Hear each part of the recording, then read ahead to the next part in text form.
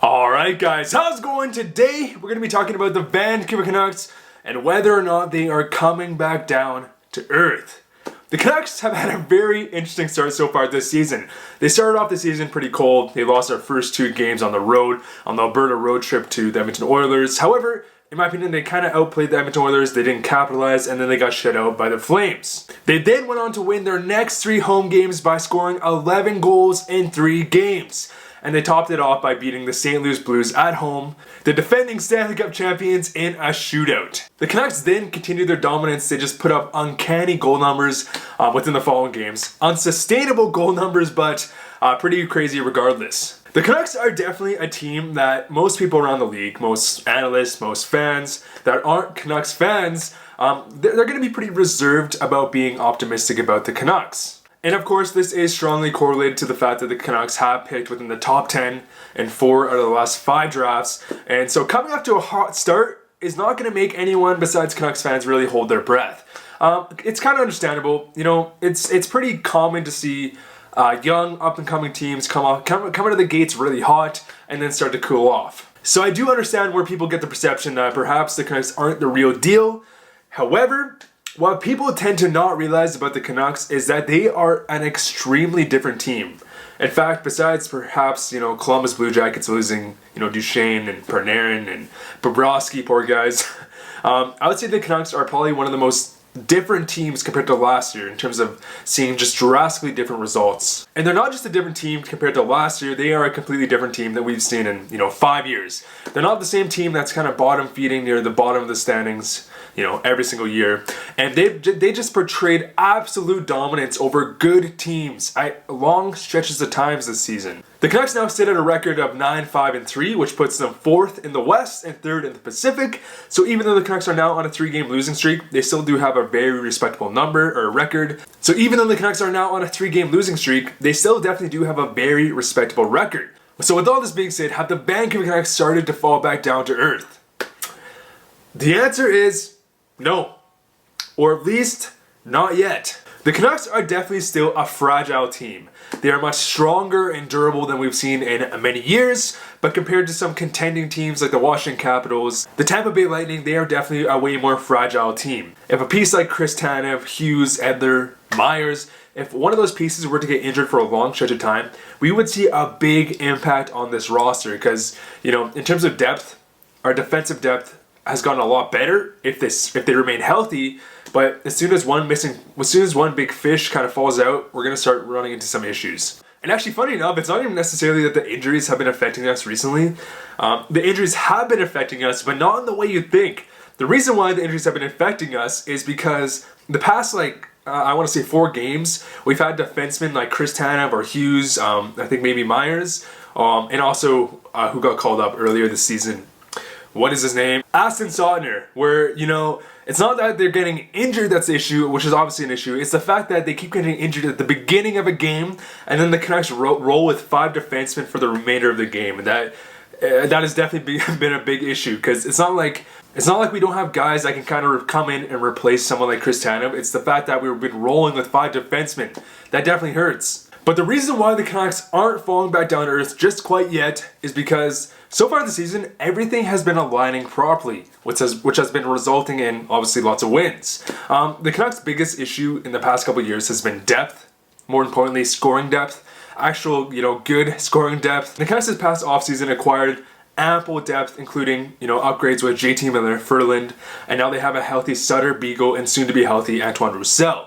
And we also have some internal growth with some guys like Mott, Gaudette, Schaller, Virtanen, all within the bottom 6 who, again, are a crucial role in providing more, reliability and stability within our lineup. There's a much stronger and reliable blue line with guys like Ben, Myers, Hughes making a night and day difference, and with a very strong goaltending and Demko surpassing expectations, Markstrom maintaining that status quo from last season, if not improving upon it. So where is the issue lying here? Why are the Canucks starting to randomly just lose games after being on such a dominant start? Well, it's simple to me. The Canucks, they've just been playing sloppy hockey. Travis Green has a specific system, and when you're not bought into it, committing 100% every game, this type of sloppy hockey is going to take place. And that's the main reason why I think the Canucks haven't fallen down to earth just quite yet. And that's why I believe that this season is still a potential playoff run. The Canucks these past 3 games have just been off. The breakout, passing, shootout, it has not been there when it counts. The Canucks have been extremely undisciplined. Not even really undisciplined in terms of numbers, but just in terms of the timing, There's been so many momentum-killing penalties. Right when the Canucks score a goal, they're starting to really take that offensive zone pressure, then they take an offensive zone penalty. Just unacceptable situations. Or they take a penalty that allows the opposition to gain momentum to come back into the game when the Canucks were otherwise dominating. Alex Edler has been a big suspect of this, just undisciplined at the wrong times. JT Miller took 3 minor penalties against a very lethal Blackhawks power play and all at the absolute wrong time, which again took away any type of momentum the Canucks may have been generating. But a bigger issue that I've been very much noticing is just the passing and breakout. Things that should not be an issue at the NHL level. Well, these, consistently.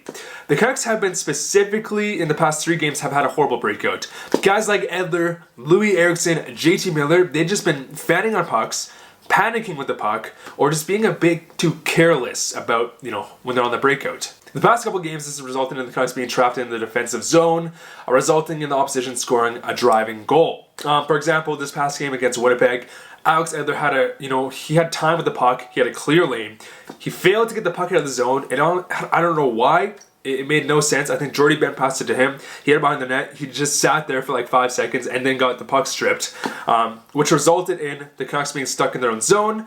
It was a lazy attempt to get the puck out, and then the Sutter line got stuck. Pearson finally got one opportunity, but by the time he got the puck, he was absolutely gassed. So then the Scheifele line took over, and obviously they score a goal, and the momentum is gone. This has been a very sloppy area for Vancouver, and it's an area that should not be an issue. Teams are way too good to, routinely fail on the transition game. They will make you pay, and I'm sure this is something that Travis Green has identified and that he will try to get fixed, obviously as soon as possible, because it's just unacceptable. The other thing I've been noticing is just offensive zone passing. The Canucks have been very inconsistent, and it's just been hurting us. Either they are making just amazing lights out plays, resulting in prime scoring opportunities, or they are constantly missing crucial passes by a very wide margin, resulting in, just momentum killing, or, on the power play, the puck gets cleared. An example of this was during the Winnipeg Jets game last night. The Winnipeg Jets had their young line on. I forget who was on that line, but the Canucks had the Lotto 649 line out, and they had the other line just ice the puck, so they had offensive zone pressure in their zone, offensive zone face-off, and the Canucks had relentless pressure for 1.5 minutes. They were cycling the puck extremely well, just looking for that perfect pass, and then right when you feel like the Canucks are about to score, Boeser makes a simple pass to Tanev, and it just goes completely off the mark, and goes all the way back in the Canucks zone. So after all that relentless pressure, it was all done for nothing when there was a very good prime scoring opportunity and not even a single shot was actually taken. And I do realize that this is a very specific example, but it is a trend I've been noting in all my game day notes for the past 3-4 games. And I've been really noticing this with the Pettersson, Boeser, Miller line. Either they are just making tremendous passing plays, completely dominating even the other team's top lines, or they're just constantly missing the marks, and it just doesn't really make sense. I felt like the chemistry was getting so much better, and now it kind of feels like it kind of fell off a cliff a little bit. And the point I'm trying to make is the Canucks have not fallen off a cliff yet because all the variables I just mentioned are not tangible factors that would result in a long-term, failure. Like depth, injuries, scoring, but also to do with, internal team issues that will be addressed and hopefully fixed for the next game tomorrow, which I will be attending, so hopefully they don't mess up and lose against Jack Hughes. But for real though, the Canucks are a good squad this year, and when we get Roussel back in the lineup and Mont, again, we're going to have much better depth, which is only going to help improve the scoring and, the grittiness in our lineup. And if you take in consideration that the Canucks would have been right outside the playoffs last year with like 8 injuries on top of each other. I think there's 7 or 8 injuries that happened all at the same time. The Canucks were still kind of just outside the playoffs, and so now think about this new team we have. It only makes sense, guys, and we just need to see them, push out the plan. And Bo Horvat said it, and Bo Horvat summarized it best yesterday. He said, I would be concerned if we weren't getting, good scoring opportunities. We just kind of have to keep pushing, and pucks are going to go in. All the issues that the Canucks have been having resulting in losses are nothing to do with the actual team. They're to do with like little mistakes, and just issues that we should not be seeing at the NHL level consistently. So hopefully the Canucks went home last night, they got some rest in and have a big bounce back game against the Devils and improve to a 10-5-3 record. And once again, hopefully they start rolling. At least I hope they do, because I would love to see the Vancouver Canucks win in person. Whenever they come to Calgary, they seem to lose every time, at least when I'm there. And I would love to see the Canucks win at home. That would be amazing. But anyways, guys, how do you guys feel about the Canucks? Do you feel as if this was just a hot start? Or do you believe that the Canucks are going to turn this back around and they're going to push towards the playoffs? Personally, I believe the Canucks are going to push back into a playoff spot. I believe they're missing some core pieces like a top 2 defenseman or perhaps just some better scoring wingers. But internal growth, improved chemistry, the Canucks are going to continue to get better and push towards the playoffs. Anyways, guys, thank you guys so much for watching. See you guys later. Oh, and before I end off this video, actually, I'm going to Vancouver tomorrow. I have one extra upload scheduled for I think tomorrow or maybe Monday, Tuesday. But there might be a small gap where I don't upload. And that is why, because I'm in Vancouver. See you guys later.